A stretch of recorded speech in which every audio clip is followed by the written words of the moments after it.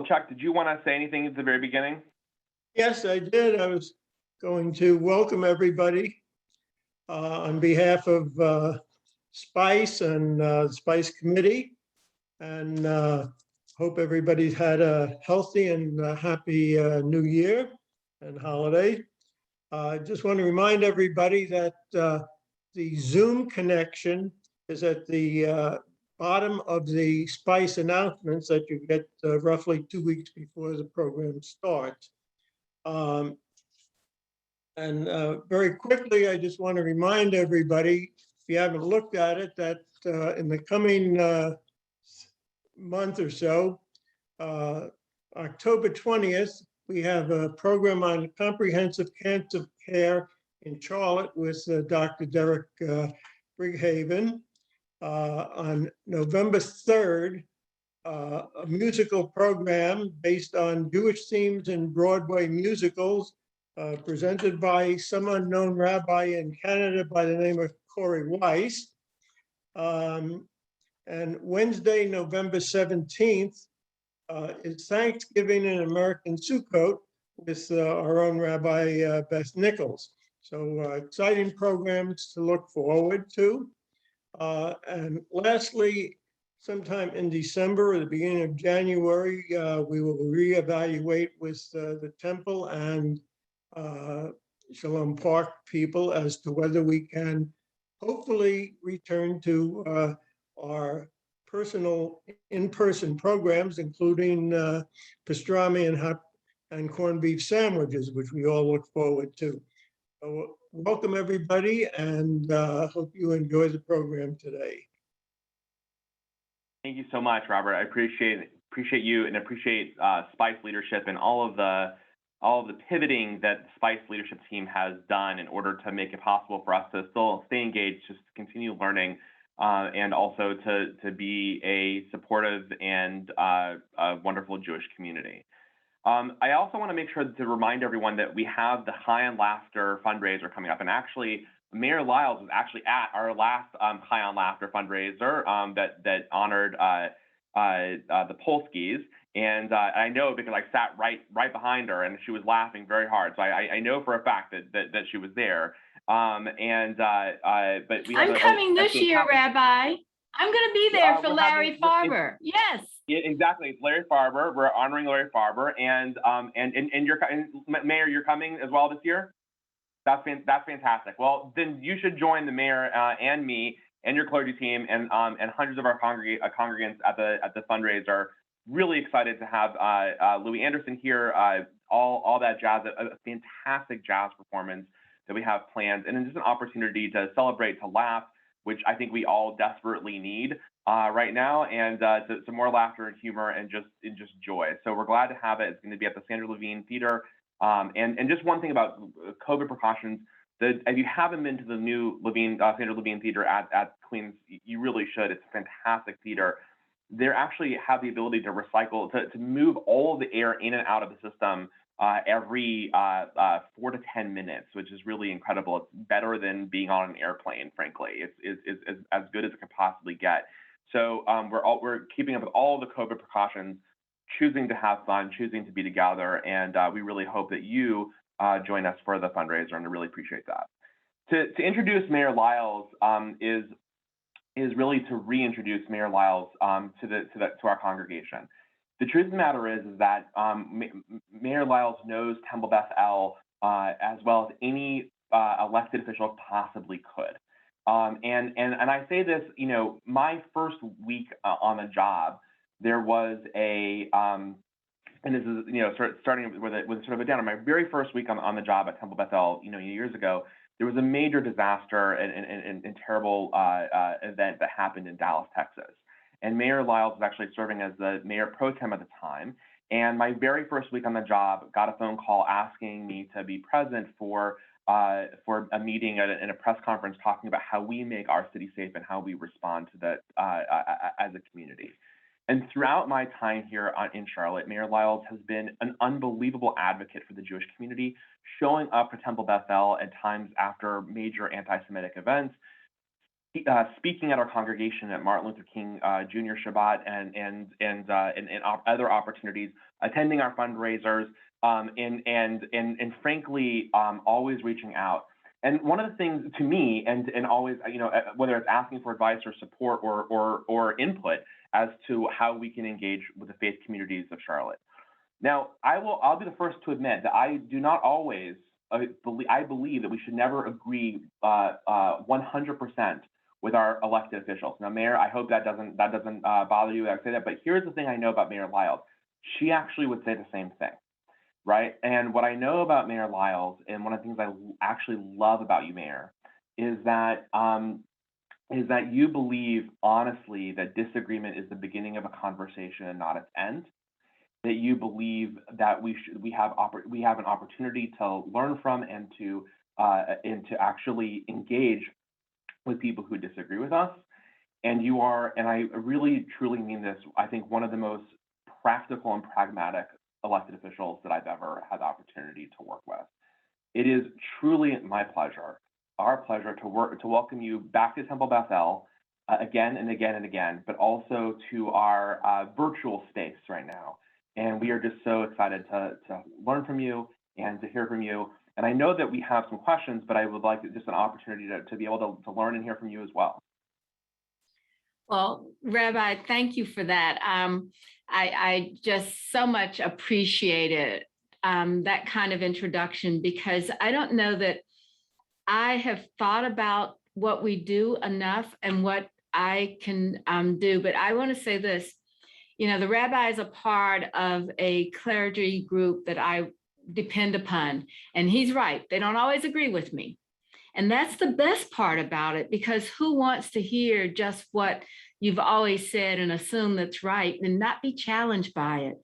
Because what we are in this city at this time, we're at a pivotal point. We need to start doing the big things that are going to make the difference. And I look at it as, I think about this for my grandchildren. The kinds of work and efforts that we need to do today will be the foundation for the next 2 generations. And I've been fortunate enough to be in Charlotte where I've benefited. And so my entire being says we must create not just for ourselves, but for others. And that's what drives me often in the way that I view my role in governance in this city. So today I went to speak at 8 o'clock in the morning to 172 people from Richmond, Virginia. And they asked, the first question was, what is Charlotte's secret sauce that makes us special? And I believe it is the collaborative relationships that we have with each other. And that's what I talk to them about. No matter where you are in Charlotte, the ability to influence and inform and build is ours. So thanks for having me today.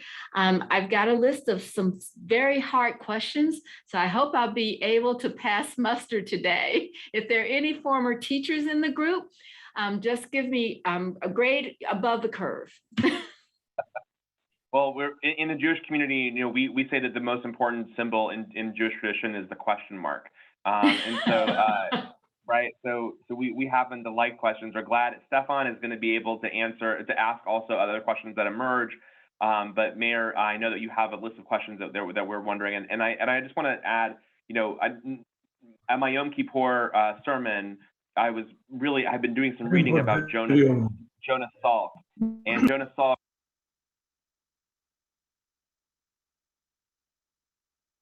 Jonas Salk said,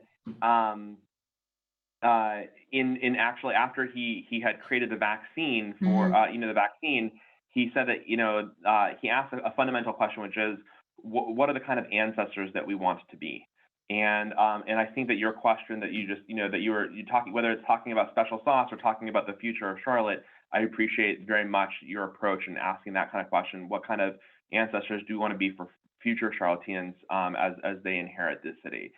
So without further ado, let's go to the questions, and Stefan, I know, will do the follow-up questioning as well. Okay. So first of all, good morning, everybody. Almost good afternoon. If you have any questions, put them in the chat if you have any additional questions. and I'm sure that the mayor will try and answer some of those. She probably will not be able to get around to all of that, but we've selected several that were submitted. So here's number one. Several years ago, Charlotte was rated last on the nation of the nation's top 50 cities at providing the opportunity for economic advancement from the lower economic tranches. How are we doing at providing a better environment for economic development for the underprivileged and the minorities in our city? I think that is really the question for this community that we've been wrestling with since the report came out. I mean, all of you are familiar, the Harvard study from Ray Chetty that said we were 50th out of 50. Now, that meant from someone that was in poverty going all the way through out of poverty. And nothing goes from A to Z quickly, especially when it requires generational kind of change. So I think we're doing okay, or we were doing okay. We've invested in so many ways, and through your governance in Mecklenburg County, early childhood education taking place, which was one of the foundational aspects of this, is to get kids prepared to learn before they go to school. And we've expanded that program through the county many, many ways in different ways and opportunities. And I think what has happened to us is the pandemic has really caused us to kind of have a step back. And imagine all of the years, 3 to 4 years that we've been running this early childhood education program. COVID happens, and the most vulnerable of our children didn't lose just a year. They lost more than a year. And so as we look at what's going forward, I think our most important effort is going to be to how to recover after the COVID gets to a place that we can provide extra opportunities for learning, tutoring, experiences for those that lost that year because of the remote learning experience. But we're doing some things that are going to address that. One, we're really working hard on providing something as simple as internet service and computers to Title I children in their households without cost. So, all of us have our internet service where whatever provider you have, you're probably not satisfied with, but imagine not having it at all. And imagine not having access to a family computer as opposed to the computer that you get at your school. The kids that we're focused on, we're trying to make sure that they have the ability to have that internet service, because if we have the internet service, that someone can read to them. I have a 5-year-old granddaughter in Washington, D.C., and when we FaceTime at night, she reads me a book or I read her a book. Just think if we had enough volunteers, maybe a lot of you from SPICE, that would be willing to become a tutor on an internet. And that's a good thing. But I think that we find more importantly that we, in this case, have to provide paid tutors, because they need to have the accountability for not just having that enjoyable moment with a child or that aha moment with a child, but they need to be accountable for the teaching and learning that those kids have missed. We're also doing a lot of work around economic opportunity, especially under the racial equality, equity issues that we're dealing with. So I hope that I can't disclose it all, but I hope that you'll pay attention and perhaps on November the 2nd, read something in one of our either internet newsletters or the newspaper, or see it on TV, that we're going to have some work done that's going to join work by others, many others, especially, in the Jewish community, to deal with racial equity and how do we begin to address the issues of income inequality for Black and Brown people.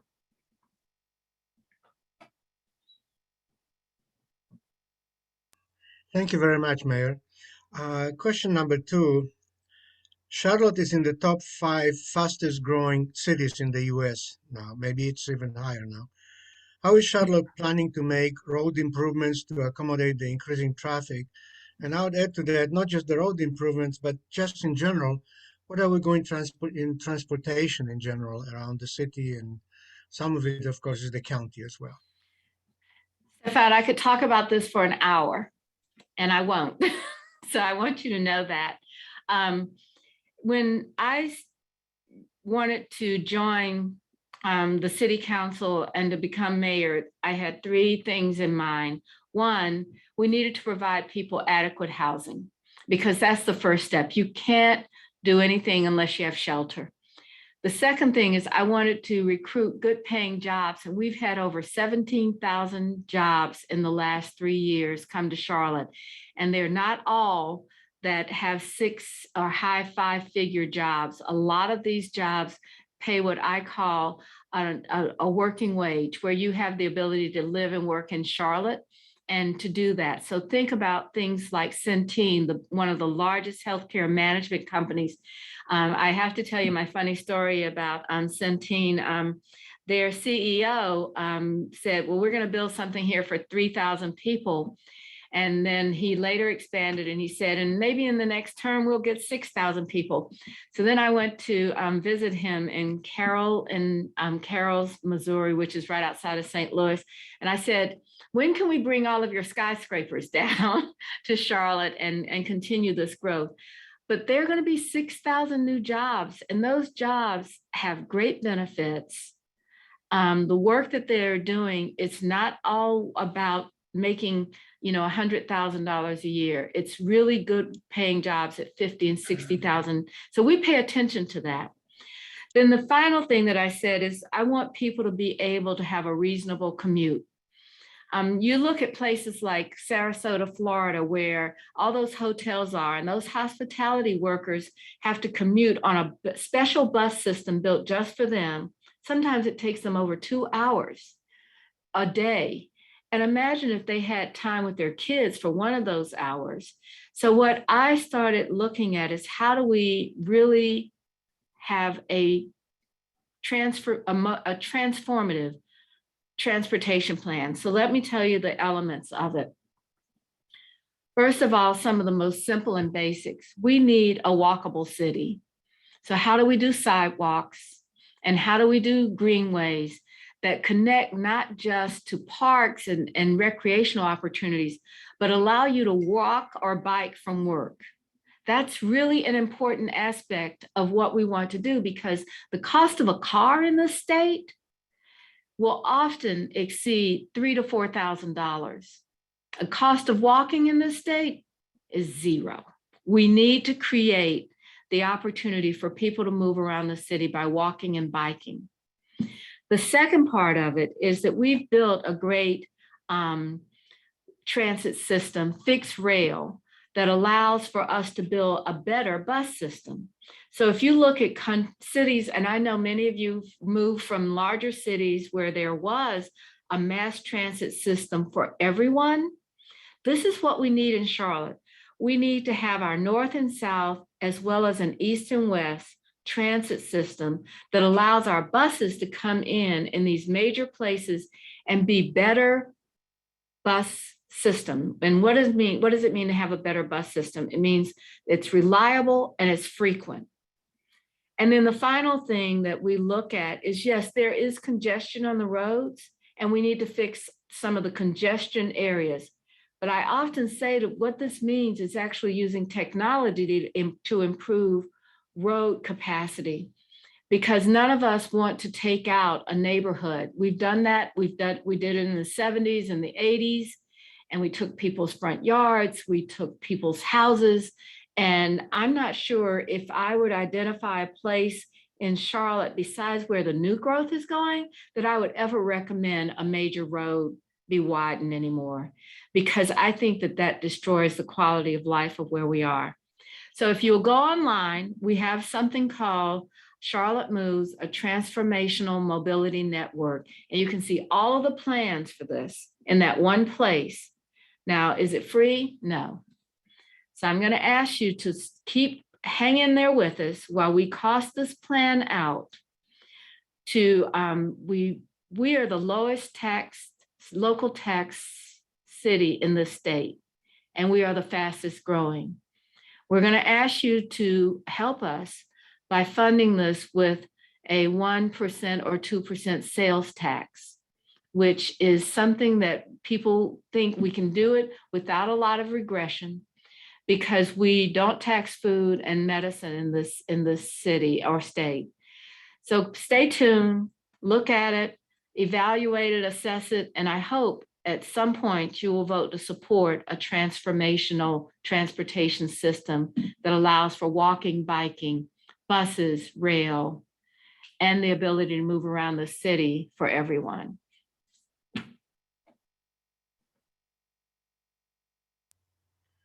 Thank you, Mayor. Uh, Natalie, by the way, just put up a link to the Charlotte Moves Task Force pages that the mayor referred to, and you can go on that and find more details about the transportation efforts and roads within our area. This question is sort of a little closer to the hearts of Spice. Good part of Charlotte growth has been in grandparents migrating to follow the grandchildren. As such, we had a substantial increase in mature population. How is the city addressing this group's needs? Well, because I join you in that effort, I have two darling granddaughters, 6 and 3 here, and having your family close by is such a blessing. I can't tell you how much they contribute to lowering my stress level as mayor. Some days when I just walk in and I get to play crazy eights, it's okay. You know, I'm happy with that. So what are we doing now? Obviously, we have to really be concerned about keeping people at home.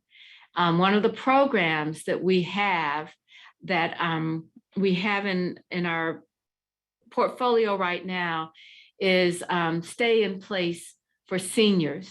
And that allows us to offset the cost of their property taxes. We've been doing this particularly in areas where primarily minority folks live, and they find their values going up while the taxes remain low. Their values are going up, so they have to pay more taxes. And we've been rebating those taxes to them. And that program seems to work really well for specific areas of the community. I also think that what we're doing as a city is creating the density that's necessary for seniors to be able to live. When I used to live in a neighborhood, and I remember this very clearly, there was a house across the street. They converted a garage into an apartment for their, I think, grandparents, the grandparents of the kids. And that was against the rules. It was flat out not allowed to have an accessory dwelling. We are reshaping our land use plans to allow for proximity on appropriate lots for people to have a place where they can build a place primarily that would accommodate supporting a family staying intact and not having to work so hard to be close to your children or your grandchildren. But overall, I think our biggest thing that's going to happen, and I think this is in your question, is when we get this new medical school, it's going to transform healthcare. Right now, Charlotte is known as a financial technology city. The idea that we would have a medical school joining the two premier healthcare systems in the state is going to be phenomenal for all of us. About 15 years ago, I went to a seminar in New York by this futurist, and he said, everyone in this room is going to live to be 100. And I didn't buy into that. But today, I do see that. I see that as happening. So how do we have quality of life? It's about the healthcare innovations that are taking place when we have a medical school and a research campus. I think that's going to be the biggest difference in the way that we are able to attract grandparents to stay with their grandkids. That's wonderful. Yeah, you actually started answering the other question that was about the medical school that's coming in, and how will they address some of the geriatric issues, especially. I know that that's a discipline, but you answered it. Another question that came up was, hopefully we are beginning to emerge out of our COVID-19 pandemic. but we're still there's still some after effects of it and still ongoing effects. What are some of the effects on the city in terms of economic, the economic effects, social, population, and the growth of the city? Well, I'm glad to say that our numbers are down, hospitalizations are down, but we are not out of this. I can't remember which doctor was talking about this, but basically, we've got to get the vaccinations done. And as long as we have a substantial amount of people unvaccinated, I think that we will still have those tougher cases. But what I'm hearing from the medical teams and that I'm associated with and the advice that we're getting is that if we can get the vaccinations in, and not everyone, but enough so that people are no longer dying as a result. We had a police officer die of COVID this week, 2 weeks ago, a firefighter and his wife. None of these folks were vaccinated that we're aware of. And particularly in fire, I know that they were not. And the police officer's wife acknowledged that he died of COVID, but we don't know if he was vaccinated or not. But that's the thing that we've got to trust each other enough to believe in the science and to understand that this vaccine is important. So I think it's going to be significant because we will have cases of this virus for a very long time, but how severe the cases are is up to us. So what are some of the economical, social, and population growth issues around this? One, we've actually had additional population growth because as COVID has affected major urban communities in the Northeast, or if it's economically affected some of those in the Midwest, people are coming to Charlotte. We've had a spike in our growth in population. When I was first elected as mayor, I used to go out and say 60 people are moving to Charlotte a day. Now it's 120 people a day moving to Charlotte in just 3 years. And I think COVID has a lot to do with that. So we're attracting people that come from areas that they want to have a different quality of life. They believe that having the open spaces, they believe that they will be able to work from home more frequently in this environment. I don't really know the answer to a lot of this, and I don't know that many people have. I think the economists are taking their best guess at it, but right now, when we started, I think we had planned in July of this year back to work, and now we're looking at some of our banking institutions are going all the way into 2022. So we're going to have to be just what I call innovative and nimble in reacting to this. And as we begin to emerge out of it, what changes will we see? Already we've seen the changes where events are, smaller, that we've changed the way we design our workspaces. But I've heard from the business community that people have not really accepted coming back into offices again. So there's been a huge investment in the redesign of workspaces. And I'm not sure how long that will last, but my sense is be prepared for a rapid change and be able to adjust to it. That's probably the best or at least from my perspective, all I can do. And so in government, we've really got to work to convince our police and firefighters who are our frontline workers to get vaccinated, and that we will do our very best to keep those services that are essential operating. And we've done that for the last year. We never stopped our bus service. We never stopped responding to police and fire and emergency medical calls. And that is saying something, because I've been in other cities where they've actually laid off police officers, where they've actually had to merge fire stations. Charlotte hasn't had that. We're very, very fortunate to have the infrastructure and the careful planning that many of you participated in when you were in charge of this community, that we've been able to stand on those shoulders. Thank you. This is sort of more of a challenging question. The sales tax affects the poor disproportionately. So are there other ways or other ideas that the city is pursuing, and it's a city and county and so on? I know you're working with other entities uh, for other ways to maybe raise funds for things unnecessary, such as transportation, for example. So want you to think about this a little bit deeper. Yes, in my I have a public administration degree, and they would always talk about sales tax being regressive. But think about change that paradigm a little bit and say, what if you don't have to own a car? A car is the most expensive thing. And if we don't have reliable bus service, then people that are low income have to have a car. My daughter, who is not low income, I have to admit, she's on a bus in DC. They had, before she got married, both of them had a car. Now they have one car. So what I'm saying is think about it beyond the idea of, one, you don't pay tax on food. You don't pay tax on your pharmaceutical and medical issues. But imagine, as I said, the cost of a car, the inspection fee, the insurance, the maintenance, the purchase of the car. And right now, this city is a car-centric city. So what I hope is that the offset is really more for those that are higher incomes that will continue to drive cars. And imagine what we're talking about with the electric car conversion. So this to me is not that the sales tax is regressive in overall ways. I look at it as actually, is there an opportunity to lower the cost of transportation?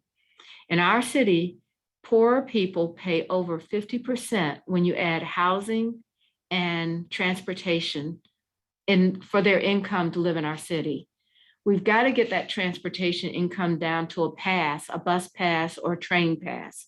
And that only happens when we create the volume to lower the cost and we make it reliable. And the only way to do that is to do it in a way that provides the sales tax. And so I hope you'll look at it a little bit broader, what it costs the poor to have transportation and how we can lower that cost proportionately by a sales tax instead of owning a car. Thank you. This is probably a more controversial question. Why aren't vaccines mandated for police and fire workers or for teachers and other public employers? That is very controversial and one that we are struggling with internally to work with. I think that the effort around this is that we've been trying to get people to do something voluntarily. And we've gotten up to, I believe, 70+% or so of the overall. We have over 8,000 employees, and we're at 70%. But those very difficult decisions, we do allow for religious exemption and healthcare exemptions out of that. But what I would say is that when you have a group of people that have made a decision that may not be based upon science, but be based upon how they do this, that we have decided to wait until we see what the federal government is going to mandate, because I think that time is going to be shorter than us having disruption with people not taking the vaccine. So, and I also have to say, to become a police officer or a firefighter, we invest over $100,000 into those people that are trained to do that. And if people decide not to come to work, we can't ramp up. So if we are not able to do this at some point, there might be more difficult consequences. But right now we're a delicate balance in keeping people working for us, encouraging them to look at the science, look at the other ways to participate. And we're just working really hard to see what the federal government is going to do. And if it becomes national or statewide, we'd be in much better shape. We're also doing incentives, a lot of incentives. One, you would think that people don't pay attention to that. But when we say that we're going to give you a cash award, that changes some people's minds. If we say that we're going to give you a day of vacation, that changes some people's minds. So our approach has been consistently methodical to reach those that are able to look at this as a collective effort. And at some point, this decision will be made whether or not we do something that's more that you're required to, but we're not there yet. Thank you. I was just actually reading this morning the most recent FBI report that homicide in the country has jumped within a year by 30%. And I know Charlotte is affected by it as well. What is being done about it, and what can be done about it to reduce the homicide rate and Wow. within our area? Difficult question. I know. So this is a very difficult question. I just finished reading this book about it, and it's called An Uneasy Peace. And it's by this guy from Columbia University. He's the head of the sociology department, and he tracks how homicides occur across the country. So the book is very long and it's very scholarly. But the last chapter, which is probably 4 or 5 pages, is really the conclusion from a lot of data that we've been collecting, people have been collecting across the country. So a couple of things that we have to acknowledge. Minority communities suffer the most when homicide rates go up. So what are we doing about that? We've got 2 programs that we've instituted. One is a hospital gunshot wound program that Atrium is working on, because if you get a gunshot, you generally end up in the Atrium emergency room. And what we're doing is having people that were victims of gunshot meet with the patient as they come in. Because the number one reason that people are retaliation is the number one reason that people go back out and shoot other people. You shot me, I'm going to shoot you, I'm going to shoot your friend or whomever. So what we try to do, or what this program is designed to do, is to have gunshot victims as counselors to come in and say, retaliation is not going to get you anywhere except escalating the violence. How do we de-escalate that? What do you need? Do you need a place to stay? Do you have something that you can do? Who do you talk to express your anger? And that program has just started, and we're looking at that. The one that's been underway that we've seen across the country to be successful is what we call our Alternative to Violence program. And this is where you actually hire people that have been in prison, perhaps with felony records. And we know that in the minority community, having street cred is sometimes more important than having a police officer around. So we have hired people that we believe have credibility in these neighborhoods to, again, identify where there are conflicts going that would be resolved with a gun, and finding out how we can resolve those without violence occurring. And this is a program that's been proven in some of the toughest neighborhoods and some of the toughest cities, Chicago, Oakland, for example, Richmond, California. We've just started that, and yet still we're having this. And that's what this book says. It basically says that violence is going to be with us, and that what we try to do is minimize it and make sure that as it is spiking. But this also says, too, the conclusion on the 4 pages, he says, any program you start, you can't just start it because the numbers are high. Even after you get the mitigation of the homicides, you have to continue the programming. That's not something we've always done. We funded success and say, oh, that's over. Let's go into the next thing. So durability is one of the things that he really focuses on in this study. The other thing that he focuses on is urban poverty. Because when you are in a situation where you have no hope, you don't learn how to resolve conflict very well, because you're hopeless. I mean, you've already been identified as the statistic at birth. And so he says you have to really deal with urban poverty. And we're trying to do that as much as we can with developing jobs along our economic opportunity corridors, by developing opportunities for housing. All of those things matter. So I hope that, I'm not going to be mayor forever. So when you choose someone that's going to be in a leadership role in government, I hope that you'll ask them, is this just for this moment in time, or is this for something that's going to be durable and sustainable to end urban poverty? Because if you end that, no matter what you do, the numbers will go down in homicides. This is really hard. I feel like I'm in class and I'm like, okay, can we have like a do you dance at night program question? So, I cannot sing, do so you- I don't dance actually either. But you said that you actually do play with your grandchildren. So Yes, I I think do everybody with my here can identify with that.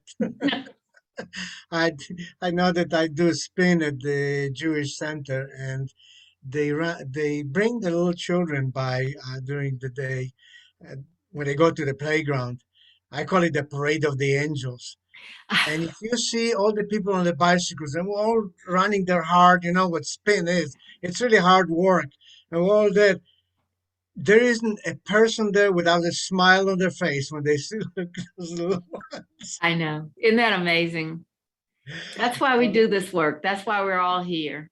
We're here to live for what's to come. I truly believe that. So something again on the positive and so on. That's it's actually a thank you, and the city council in approving the age-friendly Mecklenburg program, joining many in the AARP.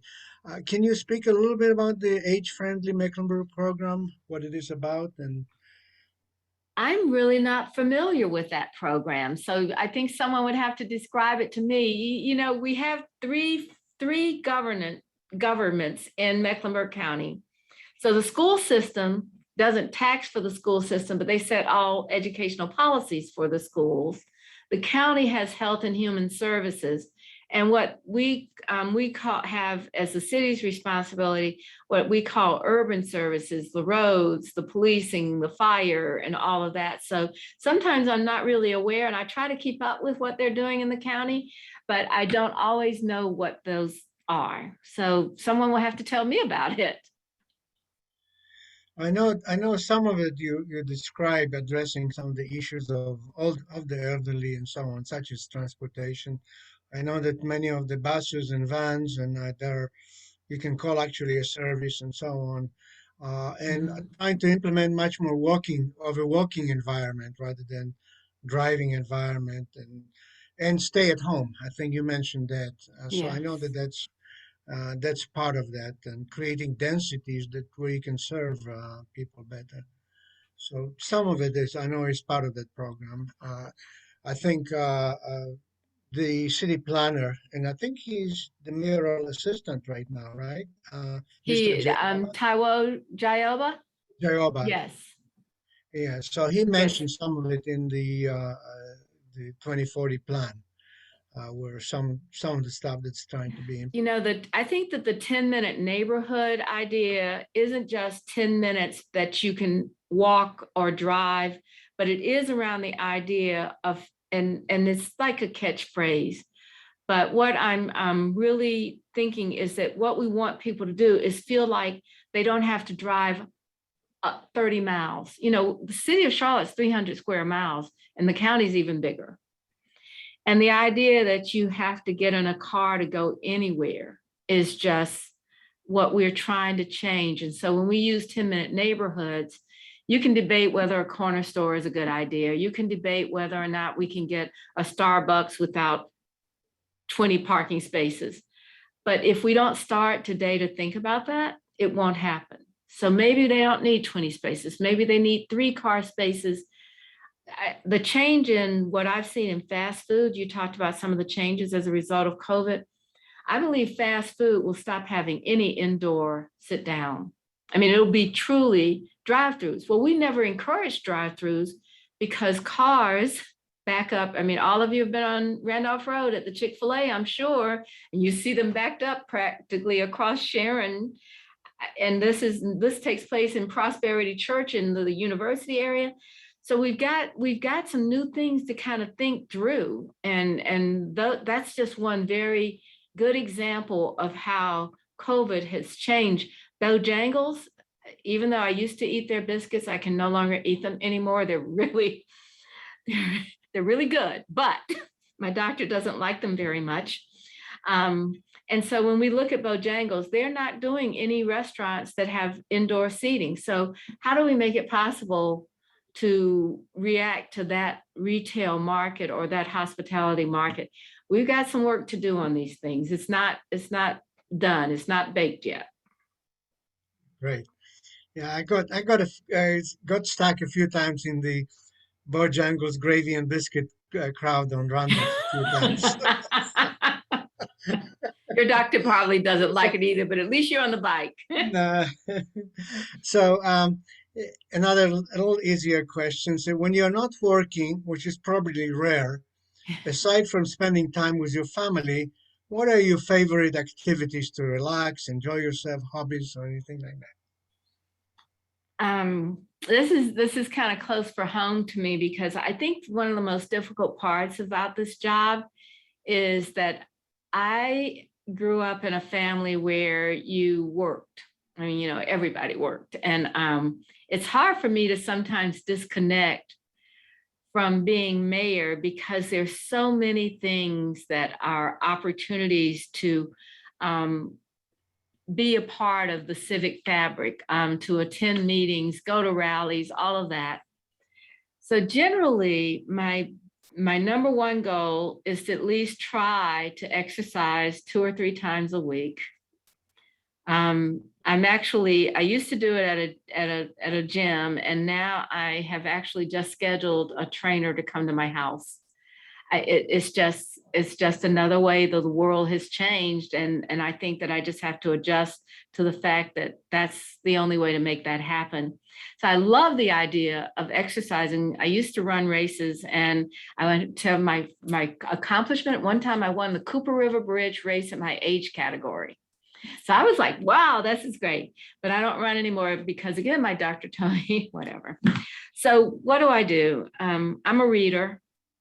Even just to read about things that are coming up, I read. I am a huge fan of Ted Lasso and British mysteries on Netflix. So I love those shows. And they're usually only 30 minutes. So that makes it possible for me to do that. I just try to be with my friends as much as possible, because they don't care about me being mayor. They are just my friends. That's great. This is more of a question for me. I remember this was a long time ago. I used to work with Harvey Gantt for over 20 years. And I remember when you were running for mayor and you came to the office and so on, and I think you guys were strategizing your campaign and various other things. But I was always curious, what makes someone run for a mayor? It's not an easy position to be in with all the political controversy that we have nowadays, and some of the tough issues such as taxation, such as transportation, and everything else. What drives you, or what drove you to first? I think you were a councilwoman, then became a deputy mayor, then mayor. What drove you to that? So I'm going to tell you the story of how I decided to run for the city council. And it's really, nobody asked me. And, a lot of times people come in and they'll tell you, oh, I'm running because the community asked me to. So I'm not going to lie, nobody asked me to. Okay. I remember it was when Anthony Fox was mayor, and it was before he moved on to the Department of Transportation as the secretary. And if you'll recall, there was a huge fight going on the council about funding the gold line, which was at that time called a trolley. And I called Anthony and I said, Anthony, I've I've been doing consulting work, and my strength is facilitation and collaboration, and I'm going to do that. I'm going to run for office because I think I can contribute to this debate. And he was like, yeah, Vi, that's a great idea. Of course, he didn't tell me he knew he was leaving at the time. But I decided to run because I tell people I actually do have a tangible love for the city. And it's in a way that I've raised my family, I've been supportive, I've contributed, and I just believe that we can be the best place in the country. And I do believe that. So I ran because I wanted not to see our discourse dissolve into sides. Now, I have to tell you, I then ran and I won, and Patrick Cannon was arrested like 3 or 4 months later. And it was just like devastating. And that's when I really believed that I started thinking you have to have the kind of leadership that's not committed to a side that's so identifiable that you have to look at the common good for everybody. And you have to figure out how to make change without alienating people. You want people to be able to say, I may not agree with you, but I'm okay with it. And this has been interesting because in my 4 years of being mayor, I see that changing. I think we have a much more divisive council now, and I'm not quite sure what to do about it because it has become a reflection of what we see across the country, where you're red or blue, and in this city it's you're progressive or you're conservative. And I don't believe that those two things are necessarily separate. You can be conservative in action but progressive in thought. But I think that a lot of people see progressiveness as action only. And I tell you, we're going to have an election next year. And what I hope that our people do is get really a good understanding of the people that say that they want to serve, and ask them not only what they believe, but how would they accomplish it? Because I think that we could become one of those places where we're not together. And my work as mayor is to try to keep us as close to being able to take action that includes everyone and addresses the real problems that we have, but also brings us a plan that's not just one time and one off, because you can easily fall into that. Well, I'm going to get my sidewalks. Well, what about the rest of it? How do you have a plan for everybody to get a sidewalk? It's a difficult time, but that's what I think we've got to figure out. Thank you. I know that Charlotte has a little different structure and position for the mayor than some other cities, where in other cities that's a elected a position, but it's still it's a full-time job. In Charlotte, I know it's a full-time job, but it's called a part-time job. Yes. I know that Harvey, for example, when he was a mayor, he was a mayor, but he was also coming to the office and working as an architect because that's how he made his living. Yeah. So, Yeah. what do you think are the pluses and minuses of that kind of a system of city management? I think the city management form is what we need to have. I think you need people that are talented, trained in areas of planning and design and transportation. I'm not ever going to be a traffic engineer, but I do think that the mayor's job needs to be full-time. I think you ought to compensate someone enough and sufficiently well enough that they can do it. Because I think that the requirements of a city this size, with the number of people and efforts, I could spend 12 hours every day in responsiveness to our constituents, our residents. But you have to figure out a way to prioritize both. And your point, Stefan, is that in other cities, when I have a mayor that's a strong mayor, they think I'm a strong mayor too, but I have to work a little bit harder. But the influence in Charlotte of a mayor is absolutely what drives this. And I think that we need to have a full-time mayor. I think you ought to make it possible for people to have this position in a way that allows them not to have to go to work. I mean, I think, it's a choice, but I think it ought to be a choice that you ought to be able to make.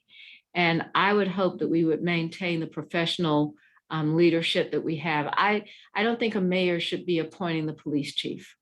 I think we need people that appoint a police chief that is going to align with the professionalism and not some of the cronyism that you can see. And cronyism happens in little towns, I think, a lot more often than they do in some of the big cities. It's interesting work, but that's just my opinion. There are probably a lot of others. Okay. We're getting to a closing point. So there was a question here. Will you be running for mayor again in the nearest future, or are you actually considering some other position? Okay, I am not political, so I don't want to be something else. I'm not running for governor and I'm not running for senator of anything, any governor, any citizen. My commitment is to this community. And when that commitment is made and done, I'm going to go home and be Mimi and relax for a little bit and try to find some peace for myself and think about what's next. But it will not be running for public office again. This has been a tremendous experience, and I am so grateful to have it. And I hope that this community will always give me the opportunity to serve in some way or in some capacity. Thank you. Thank you, Mayor Lyles, for answering our questions, and thank you for being the mayor in the city. Thank you, guys. You guys are terrific. Enjoyed it. I can't tell you that. I know you don't always agree with me, but I really appreciate your spending the time with me, and I'm really grateful for that. So thank you.